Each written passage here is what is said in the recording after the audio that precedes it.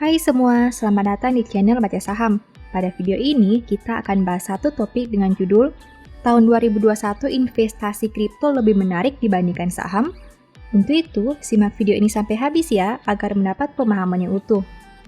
Apakah kamu masih ingat bahwa di tahun 2020, jumlah pelaku pasar modal naik drastis?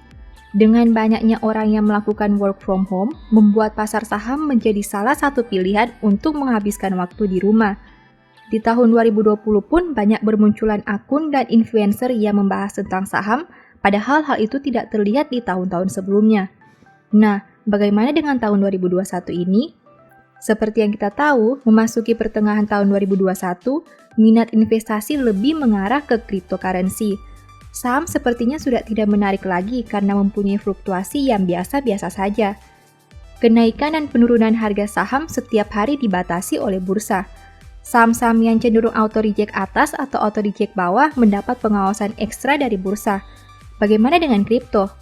Batas atas dan bawah instrumen ini tidak dibatasi oleh pihak-pihak tertentu, bukan? Nah, di video ini saya mau sharing beberapa pandangan antara saham dan kripto. Bagi kamu yang masih bingung harus memilih yang mana, mungkin pembahasan ini bisa membantu. Tapi sebelum melanjutkan pembahasan ini, saya mau sampaikan bahwa secara spesifik, Mimin lebih menguasai saham dibandingkan kripto, sehingga apabila terdapat kesalahan pada pembahasan instrumen koin ini, mohon bantuan teman-teman untuk mengoreksi pada kolom komentar ya. Langsung saja kita masuk ke dalam pembahasan. Pertama, fluktuasi harga. Pada instrumen saham, pergerakan naik turun harga dibatasi oleh bursa sesuai dengan ketentuan yang berlaku. Dengan kata lain, apabila ada saham yang mengalami kenaikan atau penurunan signifikan yang mana mencapai batas atas atau bawahnya, saham tersebut otomatis tidak dapat diperdagangkan di hari tersebut. Adapun batas atas dan bawah yang ditetapkan bursa adalah sebagai berikut. Untuk saham yang mempunyai harga 50-200, bursa membatasi kenaikan harga tertinggi sebanyak 35% dengan penurunan harga kurang dari 7% atau 50%. Untuk saham yang mempunyai harga 200-5.000, bursa membatasi kenaikan harga tertinggi sebesar 25% dengan penurunan kurang dari 7%. Untuk saham yang mempunyai harga di atas 5.000, bursa membatasi kenaikan harga tertinggi sebesar 20% dengan penurunan kurang dari 7%. Sedangkan cryptocurrency, setahu Mimin tidak ada batasan untuk harga teratas dan terendahnya. Artinya, jika ada koin tertentu yang mengalami kenaikan harga 100% dalam sehari, tidak ada yang akan melakukan pembatasan kenaikan harga tersebut. Sebaliknya, jika ada koin yang mengalami penurunan harga 50% sehari, tidak ada juga yang melakukan pembatasan. Kesimpulan di poin pertama ini adalah, naik turun saham lebih stabil dibandingkan kripto karena ada pembatasan harga maksimal dalam sehari. Artinya, jika Anda tipe konservatif yang takut dengan resiko, saham masih lebih cocok karena fluktuasi harganya tidak se-volatile kripto.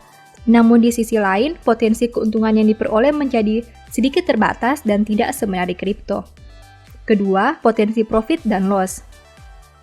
Masih berkaitan dengan poin sebelumnya, karena adanya pembatasan pada titik tertinggi dan terendah di saham, potensi profit dan loss-nya juga menjadi terbatas.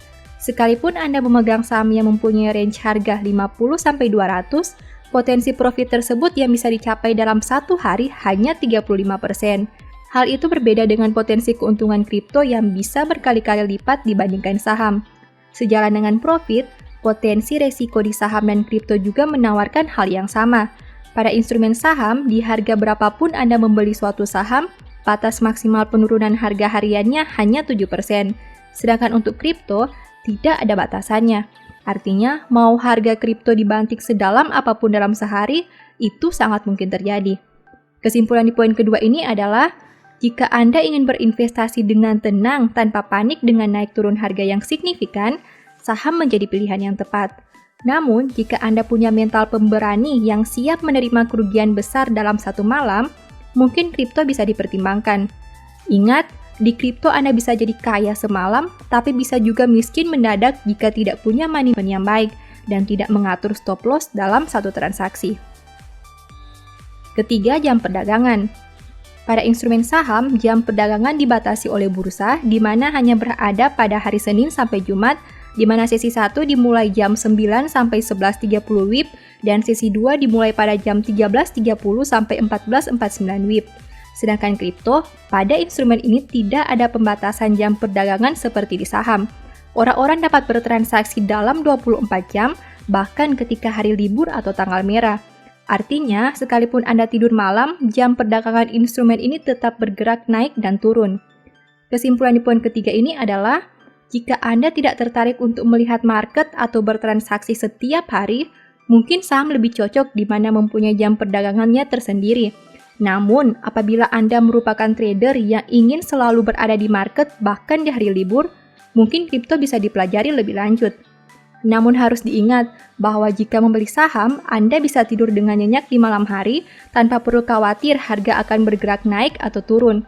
Tapi, jika membeli kripto, mungkin tidur malam Anda harus lebih waspada apabila sedang memiliki posisi dan tidak melakukan setting stop loss di aplikasi, karena bisa saja saat Anda bangun di pagi hari, Anda bisa menjadi kaya atau malah bangkrut.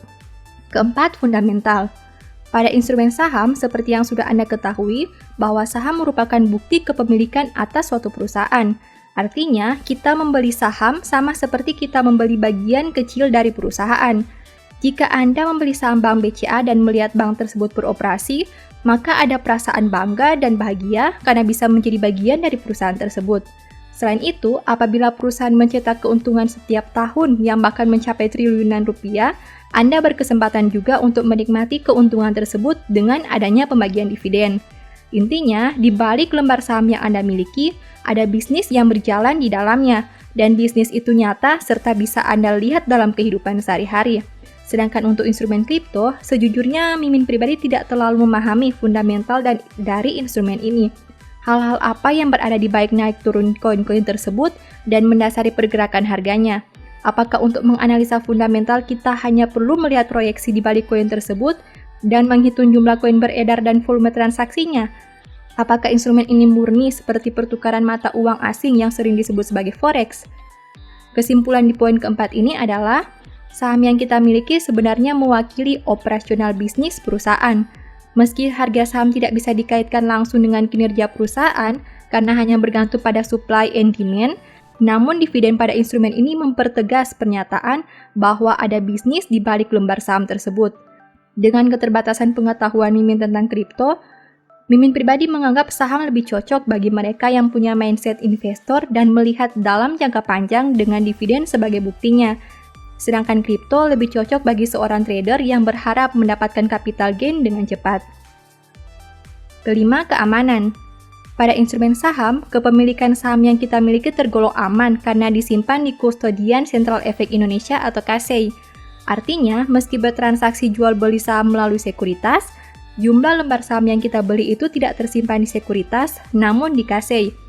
Selain itu, dana investasi kita juga tersimpan di sekuritas, namun berada di rekening dana nasabah yang terpisah dan tidak bisa diakses oleh sekuritas tersebut. Hal ini memperkecil resiko apabila ada sekuritas nakal yang ingin memanipulasi kepemilikan saham atau dana kita. Sedangkan untuk instrumen kripto, Mimin pribadi belum mempelajari lebih lanjut mengenai sistem keamanan instrumen ini. Apakah ada organisasi khusus yang bertanggung jawab untuk kepemilikan koin kita? Selain itu, apakah ada dual control yang menjamin keamanan dana yang kita tempatkan sehingga tidak bisa dimanipulasi atau diakses oleh broker kripto? Bagi Anda yang mungkin memahami sistem keamanan di kripto, mungkin bisa bantu Mimin untuk menjelaskan di kolom komentar ya. Berdasarkan 5 poin tadi, Mimin pribadi masih lebih memilih saham dibandingkan kripto dengan berbagai alasan yang sudah dibahas tadi. Alasannya sederhana, karena Mimin lebih menguasai instrumen tersebut dan dapat berinvestasi dengan tenang dalam jangka panjang. Sekalipun harga mengalami penurunan yang signifikan seperti bulan Maret tahun 2020, Mimin tidak panik karena sudah tahu apa yang dibeli. Tidak menjadi masalah jika banyak orang meninggalkan saham karena menurut Mimin justru itu adalah kesempatan. Dengan semakin kecilnya fluktuasi, harga saham menjadi lebih stabil. Dengan begitu, semakin banyak waktu yang diberikan kepada Mimin untuk mengumpulkan jumlah lembar saham di harga yang terbaik. Namun, meski lebih memilih saham, Mimin juga sedang mencoba untuk mempelajari instrumen kripto ini dengan terjun langsung dan melihat mekanisme perdagangannya. Sebenarnya, semua instrumen itu tergantung pada profil Anda. Itu kembali lagi ke pribadi masing-masing. Instrumen mana yang paling Anda kuasai dan apakah Anda bisa berinvestasi di instrumen itu dengan tenang atau tidak. Jika ilmu Anda memadai dan punya mental yang kuat, sah-sah saja untuk melakukan diversifikasi dan masuk ke instrumen cryptocurrency. Bukankah tujuan kita dari semua instrumen keuangan adalah untuk mencari profit? Apabila Anda bisa mendapatkannya di kripto, silakan. Apabila Anda bisa mendapatkannya di saham, silakan juga. Yang jelas, Anda harus tahu apa yang sedang Anda lakukan dan siap menerima setiap risiko terburuk dari instrumen tersebut. Ada kalimat yang berkata, banyak jalan menuju ke Roma. Jangan terlalu radikal dengan suatu instrumen dan menjelekkan instrumen yang lain. Jika jalan Anda memperoleh profit adalah melalui instrumen saham, bukan berarti orang yang membeli kripto tidak bisa profit kan? Ingat, tidak masalah instrumennya apa, selama instrumen itu halal, tidak melanggar hukum, bisa menghasilkan profit konsisten, dan Anda tenang berinvestasi di sana, kenapa harus diperdebatkan? Semoga video ini bermanfaat ya. Di akhir video ini, saya mau menyampaikan bahwa Baca Saham mempunyai 2 e-book saham yang mungkin saja bisa berguna bagi kamu. Pertama, The Stock Market, di mana berisi panduan bagaimana menganalisa fundamental dan laporan keuangan perusahaan dengan akurat, menentukan harga beli dan jual yang tepat, serta money management dalam membeli saham.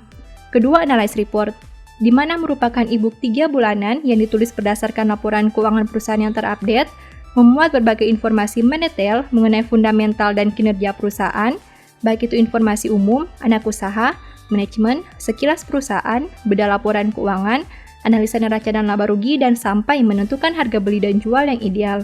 Singkatnya, stock market merupakan cara bagaimana menganalisa, dan analyze report merupakan hasil analisa yang sudah Mimin lakukan. Apabila ingin melakukan pembelian, silakan DM saja di Instagram @bacasaham ya. Sebagai penutup, saya mau mengutip satu statement yang semoga bisa menjadi semangat bagi teman-teman. Hati si pemalas penuh keinginan tetapi sia-sia, sedangkan hati orang rajin diberi kelimpahan. Thank you.